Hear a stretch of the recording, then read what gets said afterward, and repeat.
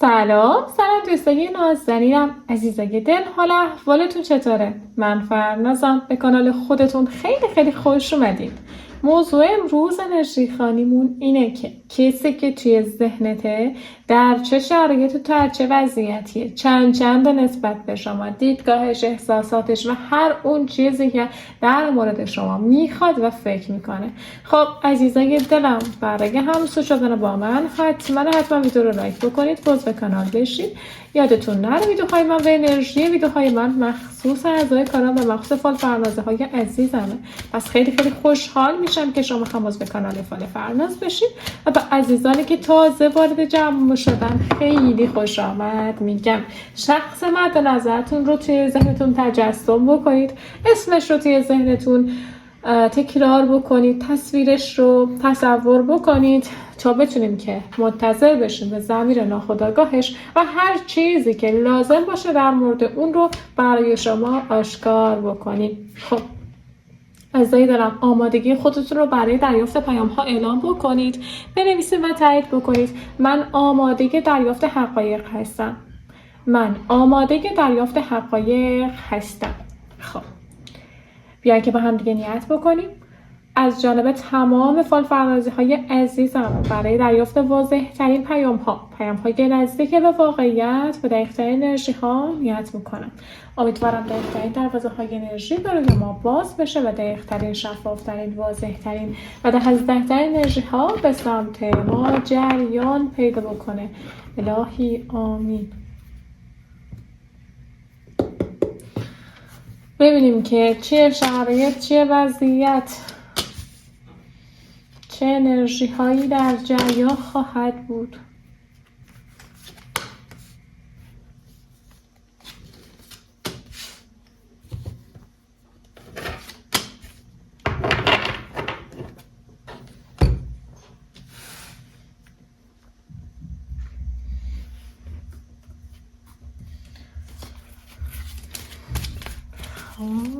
ببینیم که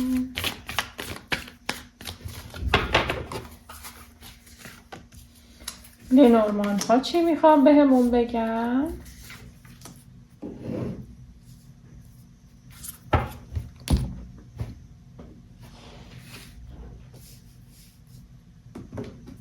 از اوراکل ویزا راهنمایی بگیریم، آگاهی بگیریم.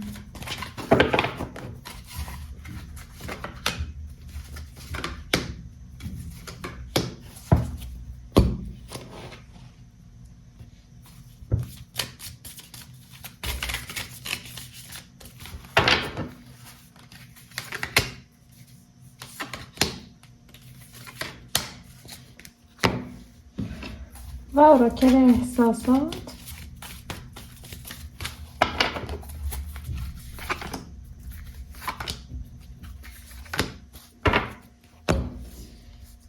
ببینیم که شرایط و وضعیت الانش نسبت به شما چی میتونه که باشه. بچه اگر که تهش رو باز گذاشت حتما ادامهش رو براتون میکشم. رومانتیزم عزیزای دلم، فرقی نمیکنه که شما نسبتتون با طرف مقابل چی باشه، کراش باشین، در رابطه باشین، کات شده باشین یا بین رابطه و کراش قرار داشته باشین یا اسمی روش قرار نگرفته باشه، خب گذاشته نباشین، فرق نمیکنه. برای همه شما هستش رومانتیزم، ناامیدی و جدایی. این جدایی رو میخوام که روش بیشتر کارت بکشم، ولی در حال حاضر شرایطی که نسبت به شما میتونه که داشته باشه اینه که ببینید از این کارت حس لمس رو من دریافت میکنم. شخص احتمالاً خواستار لمس کردن شماست یا دلش برای بودن با شما، وقت گذروندن با شما و در کنار شما بودن تنگ شده. واقعیتش یه چیزی که اینجا هست، قول هایی که طرف مقابل داده و نتونسته که اونها رو عملی بکنه، خواسته ای که داشته حتی خودش خواسته های خودش رو هم نتونسته که عملی بکنه و به خاطر همین یه ناامیدی انگار در این آدم شکل گرفته، وسط قلبش یه ناامیدی به وجود اومده که این روی افکارش هم تاثیر میذاره. شخص مقابل ممکنه که خجالت زده باشه یا اینکه کم آورده پیش شما. حالا چه اتفاقی افتاده بینتون یا چه موضوعی رد و بدل شده که این آدم فکر میکنه که کم آورده در کنار شما،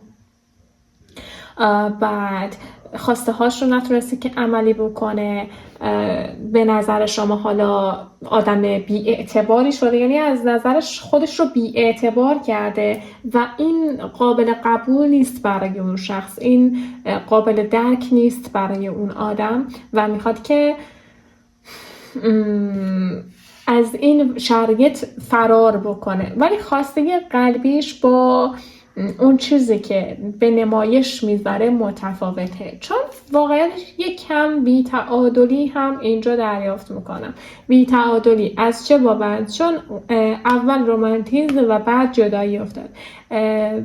به 100% به خاطر فاصله. این جدایی صرفا مثلا کات کردن، به هم زدن رابطه نمیتونه که باشه. مثلا میتونه به هم زدن رابطه هم باشه، میتونه فاصله گرفتن و یه مدت استراحت کردن هم باشه، یه مدت فکر کردن هم باشه. ولی مطمئناً از این جدایی، از این فاصله، از این انتخابی که انجام داده به هیچ عنوان راضی به نظر نمیرسه و تنها کاری که در حال حاضر میتونه که این آدم انجام بده همین هستش و همین کار رو انجام میده. اگر که شما هم بودین مطمئناً این کار رو انجام میدادین، چون فکر میکنم که به جای بی اعتبار شدن انرژی خودش رو جمع کردن و بعدن اقدام کردن رو ترجیح داده.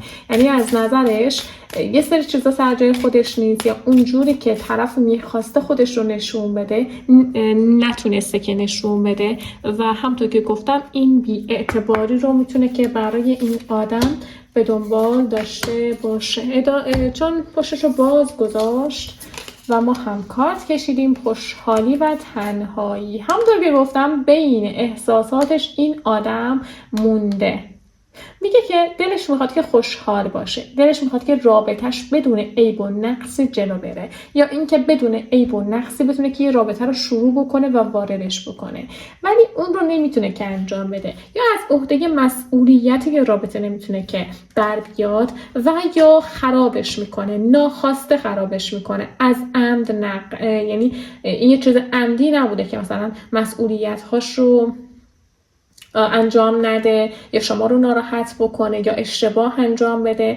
به هر حال طرف مقابل در حال حاضر حس ناکافی بودن رو توی رابطه داره، یعنی از سمت خودش رو احساس میکنه که ناکافیه توی رابطه و باید بهتر بود، باید تصویر بهتری از خودش به جا میذاشت. شخص احساس میکنه که در حال حاضر شما نسبت بهش بدبین شدین یا اینکه اون چیزی که میخواسته که به شما نشون بده اون رو نتونسته که نشون بده. در حال حاضر شرایطش یکم بی‌تعادله، هم میخواد هم لمس کردن، احساس کردن، در کنار شما بودن، دوست داشته شدن رو میخواد و هم جدایی اتفاق افتاده خودش رو تنها احساس میکنه، ولی میگه که چاره‌ای جز این ندارم، در حال حاضر افکارم راحت نیست، افکارم پریشونه و نمیتونم که حالا بیشتر از این یه سری کارهایی رو انجام بدم چون تواناییش رو ندارم. در حال حاضر انگار میگه که درصد شارژم پایینه.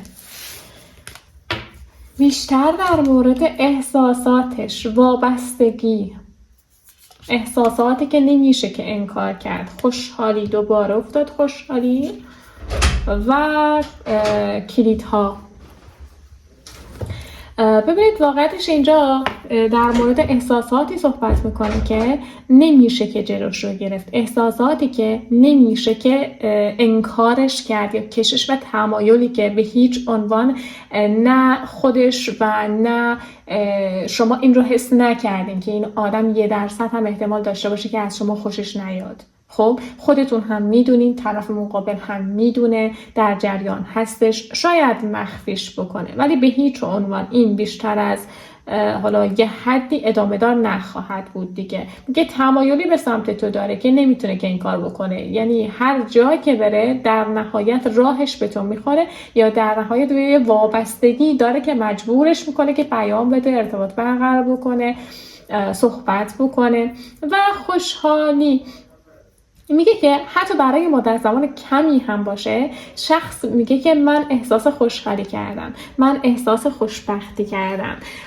حس دوست داشتن و دوست داشته شدن رو داشتم، حس کردم که این احساسی که وجود داره، این کششی که وجود داره واقعیه. شاید بعد از مدت‌ها، بعد از امتحان کردن کلی رابطه، کلی پارتنر، به این نتیجه رسیده باشه که با شما میتونه که عشق واقعی رو، احساس واقعی رو تجربه بکنه. اگر که یه رابطه نامعلومی بین شما وجود داره، من فکر میکنم که احساساتی که به هم دیگه دادین حتی بیشتر از یه رابطه، بیشتر از کسایی هستن که توی رابطن. خب یعنی اون احساسات واقعی تر و بالاتر از کسایی هستش که شاید مدت زمان زیادی باشه توی رابطه است. یعنی توی مدت زمان کمی خیلی چیزا با هم دیگه به اشتراک گذاشتین، خیلی احساسات رو رد و بدل کردین، خیلی خاطرات رو با هم دیگه داشتین و از وجود اینها واقعا طرف مقابل خوشحال هستش. کلید اینجا چیه؟ به دنبال راه چاره بودن. چرا به دنبال راه چاره باشه؟ به دنبال یه راهی برای اینکه بدون ضرر از این شرایط خارج بشه، به دنبال یه راه چاره که بتونه که یه رابطه رو هندل بکنه، مدیریت بکنه، و یا اینکه در واقع توی زندگیش یا توی احساساتش ممکنه که دچار مشکل شده باشه. مثلا توی زندگیش انرژی منفی وجود داشته باشه، بستگی توی راه احساسیش وجود داشته باشه و به دنبال اینه که من از این شرایط یک نواخت، من از این که دست و پام بسته باشه، بی اراده باشم، میخوام که خارج بشم، میخوام که خودم رو نشون بدم، احساساتم رو نشون بدم، رابطه خوبی رو تجربه کنم. ولی هر جا که میرم در نهایت یه مانعی، یه گرهی، یه سنگ جلو پام میفته که من واقعا نمیخوام که این بیشتر از این ادامه پیدا بکنه. پس طرف مقابل در حال حاضر به یه سری چیزایی فکر میکنه و به دنبال یه سری حل کردن یه سری موضوعاتی هستش. این میتونه که سوء تفاهم باشه، این میتونه که شفافیت بین شما باشه و میتونه که حل کردن موضوعات زندگی خودش باشه. پس در حال حاضر احساساتی نسبت به شما داره که واقعی و میشه بهش گفت دوست داشتن، و اینکه به دنبال حل کردن یه سری اتفاقاتی هستش که باید حل بشن و اگر که حل نشن نمیشه. خب کارتا رو بکنیم ببینیم که چیه وضعیت، چیه شرایط. آس جام، تعجب نکردی. 2 جام، 6 جام، اشاق که کارتش خیلی جالب نیست. خب یعنی تقریبا احساس عشق بینتون موج میزنه، ولی خب آره در موردش بهتون میگم. من کامل متوجه شدم، واضح توضیح میدم، شما هم متوجه بشین. تو کامنت ها میبینم که نوشتین که هی دارین تکرار میکنین حرفای خودتون رو. ببینید بچه ها، من دارم شهودی ریدینگ انجام میدم، براتون این انرژی خانی رو به صورت شهودی انجام میدم. به هیچ عنوان جملاتم رو حفظ نکردم. یه جملات تکراری که توی هر ویدیو باشه من صرفا بگم تا شما خوشتون بیاد هم نمیگم. اگر که تکرار میکنم به خاطر اینه که اون لحظه روی اون جمله تاکید دارم و میخوام اون رو به شما برسونم. در ضمن میای تعریف میکنید توی یوتیوب از بهترین ها هست و اینا، بعد این شکلی تخریب میکنید. اصلا نیازی نیست. من نمیدونم با اینها انرژی پایین نمیاد، ولی بگم که داره خودتون رو خیلی بد نشون میدین. بعضی ها البته توی همه ویدیو هم میگم، اگر که از چیزی خوشم نیاد الان هم گفتم. خب عزیزای دلم، موضوع اینجا چیه؟ بحث مشکل سر چیه؟ ببینید واقعیتش اینجا وقتی که کارت شماره 41 رو من میبینم، جفت های روحی یا ارتباط نزدیک، اینجا کلیدی که افتاده بود اینجا هم دوباره افتاد و اینجا یعنی تصاحب کردین قلب همدیگر رو. شما قلب طرف مقابلتون رو به خودتون اختصاص دارین و در قلبش یه جای محکمی، یه جای مشخصی برای شما وجود داره. هرچند زندگیش پرچالش باشه، هرچند زندگی شلوغی داشته باشه، آدمای زیادی اطرافش باشن، زندگیش چه میدونم توی گره باشه، اذیت باشه، هر اتفاقی که توی زندگیش افتاده باشه، منظورم مربوط به اون زمانی هستش که با همدیگه آشنا بودین، شما توی قلبش با توجه به حالا شرایط و بدون در نظر گرفتن هیچ کسی، اینجوری بگم بهتره، شما جایگاه محکم خودتون رو توی زندگی و قلب این آدم دارین. انکار نمیکنه و به هیچ عنوان قصد انکار کردن رو هم نداره. شما تنها کسی هستین که این آدم میخواد که باهاش ادامه بده. چرا؟ چون اون حس نزدیکی، صمیمیت، با هم بودن، عشق واقعی، وفاداری، آرامش، هدفدار بودن و از بین چندین نفر خودنمایی رو توی شما دیده. یعنی این یه چیزی نیستش که شما از قصد انجام داده باشین. بین اون هم مثلا نگاه کردین دیگه، مثلا بین اون همه بدل طلا خودش رو قشنگ میدرخشه، نشون میده. از نظر طرف مقابل هم شما همچین هستین، در واقع خودتون رو نشون میدین. نه اینکه مثلا گفتم ناخواسته میتونه باشه ولی مشخص هستین، جلب توجه میکنین. پس بگم که احساساتش در حال حاضر، من با آینده یا گذشته کاری ندارم، احساساتش در حال حاضر متعلق به شماست، قلبش کاملا متعلق به شماست و در حال حاضر فکر میکنم که وفادار به شما هم باشه. اگر که در رابطه هستید میتونید به این آدم اعتماد بکنید. هر اتفاقی که بیفته، رابطه که نباید که همیشه گل و بلبل باشه، رابطه هم باید یه سختی هایی داشته باشه، یه چالش هایی داشته باشه، بالا پایینی هایی داشته باشه، مزاحم مخالف داشته باشه. اون موقع است که عشق میشه دیگه.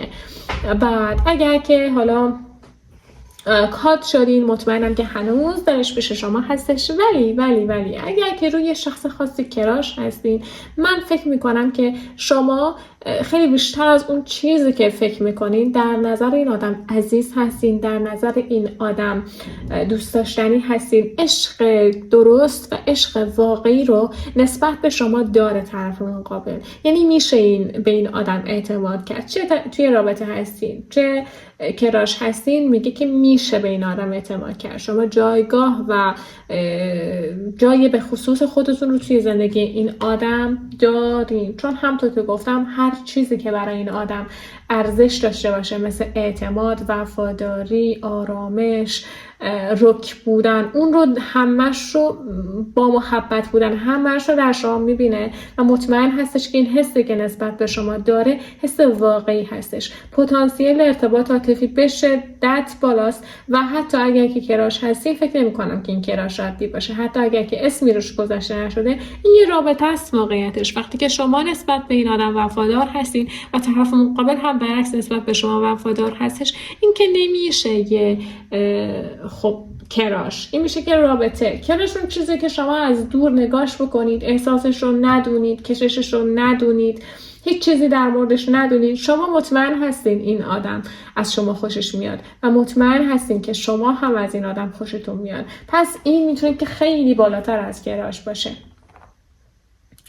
در نهایت آس جام و 2 جام، اینجا عشق، احساس حمایت شده و اتفاقات جدید را برای شما نشون میده. اینجا پتانسیل برای شما وجود داره تا بتونین که از بین چندین نفر همدیگر رو انتخاب بکنید و انگار ببینید 2 جام هم جفت های روحی رو نشون میده. خیلی جالبه که شما فکر میکنین که بدون اینکه حالا طرف مقابل کار خاصی رو انجام بده، شما یهویی شیفته این آدم شدین یا کششی دارین نسبت به این آدم، واقعا نمیفهمین که این کشش از کجا میتونه که باشه، چرا اینقدر نظرتون رو جلب میکنه، چرا اینقدر روی این آدم وسواس دارین. این میتونه که به خاطر همون پیوند خاصی باشه که در بین شما هستش. اگر که در کنار هم دیگه هستین خوشحالین و زمانی که کنار هم دیگه نیستین خودتون رو تنها و ناامید احساس میکنین، بی هدف احساس میکنین. این کششی هستش که در بین شما و این پیوند خاص و پیوند عمیقی هستش که در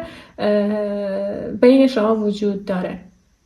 عشق و احساسی که شما نسبت به هم دیگه دارین حمایت شده هستش، حمایت شده از سمت سیستم، از سمت کائنات و انگار دست کائنات روی این رابطه و روی این احساس قرار داره.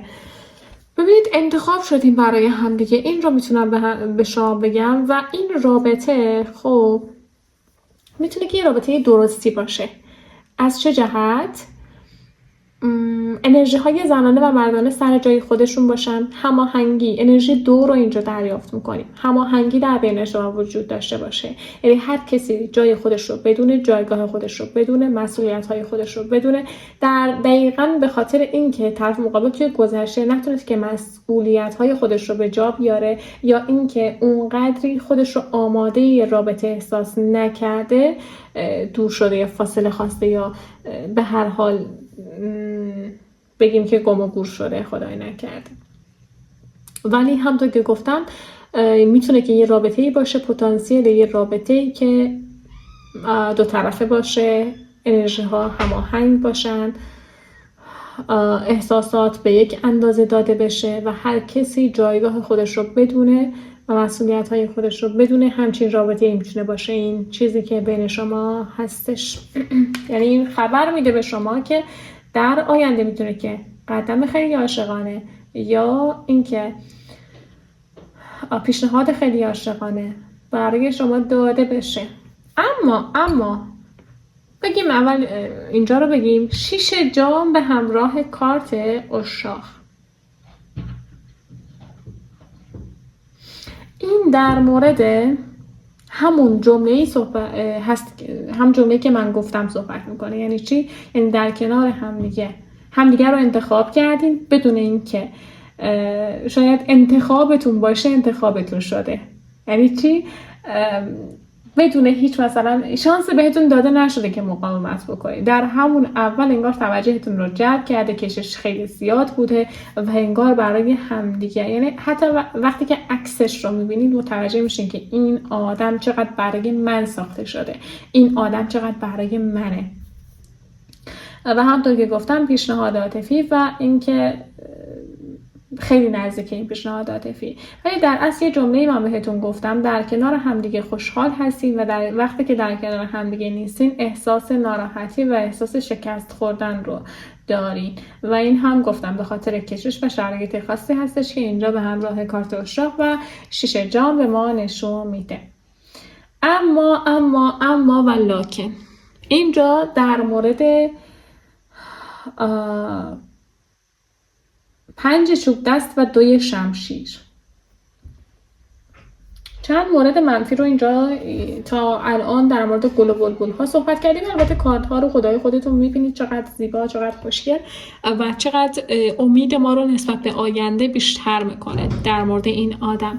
ولی اینجا 5 چوب دست خب مشکلاتی رو میتونه که نشون بده، به خاطر اینکه شما دقیقاً یکی هستین، به خاطر اینکه دقیقاً توی یک سطح هستین یا در یک حد لجباز هستین. خب میتونه که مشکلاتی به وجود بیاره. یعنی این دعواها، این بازی قدرت، این بحث که بینتون پیش میاد میتونه که دودلی و فرار کردن رو، یعنی برای خودتون هم ببینید نگاه میکنید میگین که وای چقدر من احساس آرامش باشم. اما وقتی که دعوا میکنین در کنار هم دیگه موندن براتون سخت میشه. این هم میتونه که وجود داشته باشه. یعنی من بگم که شاید یکی از دلایلی که شما در کنار هم دیگه شاید نمیتونید که دوام بیارین این بحث هایی هستش که به وجود میاد، اونم به خاطر یکی بودن خودتون، یکی بودن دو طرف، هماهنگ بودن دو طرف. چه میدونم از یه اخلاق هستین، از یه مدل آدم هستین، هم سطح همدیگه هستین، قدرت هاتون یکیه و بالا پایینی بینتون وجود نداره و به خاطر همین هر کسی میخواد که حرف خودش رو به کرسی بنشونه و مخصوصا که در کنار همدیگه وقتی که وای میسین دقیقاً احتمالاً شبیه همدیگه هستین و خیلی انگار مثلا نقاط مشترکی دارین با همدیگه. پس میگه که این موضوعی که میخواین حرف خودت رو به کرسی بنشونین و لجبازی میکنین، حرف دیگری رو قبول نمیکنین یا خواسته های ضد همدیگر رو دارین، میتونه که یکی از مشکلاتی باشه که توی رابطتون وجود داره و این میتونه که خب دودلی رو به همراه داشته باشه برای دو طرف. دودلی رو میتونه به همراه داشته باشه، غیر شفاف بودن رو میتونه که به دنبال داشته باشه. وقتی که حالا کلید روی این کارت دوتا زیر همدیگه میافتن، شاید به خاطر مشکلاتی هستش که وجود داره و این راه گفتیم دیگه دنبال یک راه چاره هستش. گفتیم این راه چاره چی میتونه که باشه؟ کلی صحبت کردیم، گفتیم که انرژی منفی ها میتونه که باشه، میتونه که مقاومت ها باشه، میتونه که خانواده باشه. خب ولی اینجا میگه که بحث هایی که اتفاق میفته و دودلی به وجود میاره و اختلاف نظر و اختلافاتی توی رابطه بین دو نفر به وجود میاره و به دنبال این هستش که یه راه مشترکی، یه راه چاره‌ای بیاره، وگرنه میدونه که شانسش برای بودن با شما یا شما هم شانستون رو برای بودن با این آدم، شانس داشتن یه رابطه خوب رو، یه رابطه هماهنگ رو میتونین که از دست بدین. نمیخواد، واقعیتش از دست دادن رو نمیخواد که آدم بازنده‌ای باشه، چون مطمئنه. از انتخابش بگیم که مطمئنه، میدونه که چی میخواد و میدونه که هدفش دقیقاً از این رابطه چیه و اون هدفمند بودن رو از شما هم دریافت میکنه ها. یعنی فقط خودش نیست، اون هدفمند بودن رو خودش هم دریافت میکنه. و همراه کارت 43 3 و کارت 18 میگه که